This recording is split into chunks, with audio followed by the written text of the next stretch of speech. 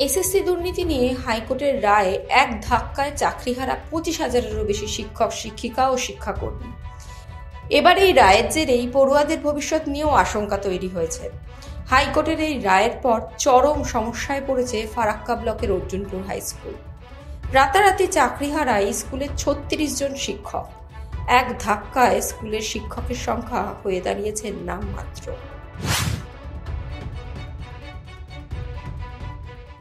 36 জন শিক্ষক শিক্ষিকা। 2016 সালে এই স্কুলে যুক্ত হই, 2016 সালে প্যানেলে মানে 20 জন ডাইরেক্ট, মানে প্রথম জয়েনিং 20 জনের, আর বাকি হচ্ছে মিউচুয়াল ট্রান্সফার এসছেন 16 জন, বিয়ে হচ্ছে 36। এই স্কুলের নাম অর্জুনপুর হাই স্কুল। এই স্কুলের মোট পড়ুয়ার সংখ্যা কতজন? 10,000 প্লাস। টোটাল শিক্ষক শিক্ষিকা এখন তো আছে 60 পার্মানেন্ট, 7 জন হচ্ছে প্রায় টিচার। তো সেই জায়গায় দাঁড়িয়ে এখন গ্রামীণ এলাকা হিসাবে আমাদের স্কুলে প্রচুর পরিমাণে ক্ষতি হবে।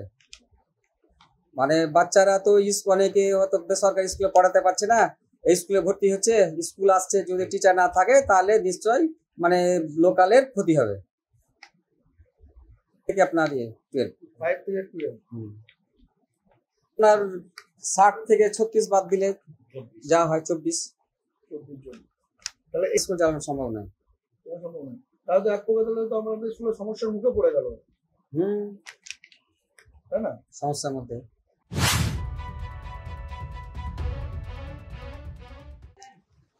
আমার 2019-এর অ্যাপয়েন্টমেন্ট, রিক্রুটমেন্টটা 2020-তে আমি জয়েন করেছি জানুয়ারিতে। আচ্ছা। তারপরে এই স্কুলে আমি এসেছি, আমি ট্রান্সফার মিউচুয়াল ট্রান্সফারে এখানে এসেছি 2021 সালে জানুয়ারি মাসে। এখানে অর্জুনপুর হাই স্কুল। এর আগে কোন স্কুলে ছিল? এর আগে ছিলাম আলিপুরদুয়ার ফালাকাটাতে নাথুনি সিং খগেনহাট হাই স্কুল। আচ্ছা। ওই স্কুলে কত সালে জয়েন করেছিল? 2020 জানুয়ারিতে। 9-10-এর ভ্যাকেন্সির রেসপেক্টে 8.5% যারা হয়তো অপরাধী, হয়তো বলছি আইনের খাতায় কি আছে সেটা বলা যাবে না, তদন্ত সাপেক্ষে যেটা বারবার করে দেখা হচ্ছে। এবং 11-12 দেখা হচ্ছে 810 জনকে, এটা পার্সেন্টেজ বেড়ে 14.47। এই যে 9-10-এ 8.5% তাদের মধ্যে একটা ভুল ত্রুটি পাওয়া গেছে, সেটা ওএমআর-এর ম্যানিপুলেট হতে পারে, কেউ সাদা খাতার হতে পারে, 5 রকমের সমস্যা। কিন্তু 100%-এর মধ্যে 8.5%-এর জন্য পুরো 100% প্যানেল ক্যান্সেল, এ কি বিচার ব্যবস্থা? 11-12-এর ক্ষেত্রে একই জিনিস দেখা যায়, যে যেখানে মাত্র 14.5% তর্কের খাতিরে ধরা যায় তারা অপরাধী, তাহলে বাকি 25% কী করলো? তাহলে টোটাল সামান্য এই 8.5%-কে বাতিল করতে গিয়ে টোটাল প্যানেলটাকে বাতিল। এবং এটা অভিযোগ করা হচ্ছে যে তদন্তে নাকি সহযোগিতা করেনি।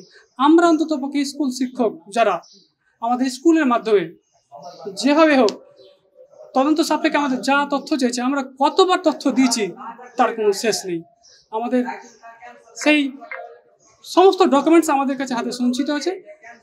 হাইকোর্টের প্রতি আমাদের একটাই বিচার আক্ষেপ, যে আইনটা কিভাবে এই জিনিসটা হতে পারে যে পুরো 92% যেটা স্বচ্ছ সেটাকে পুরো পেরিয়ে যায়।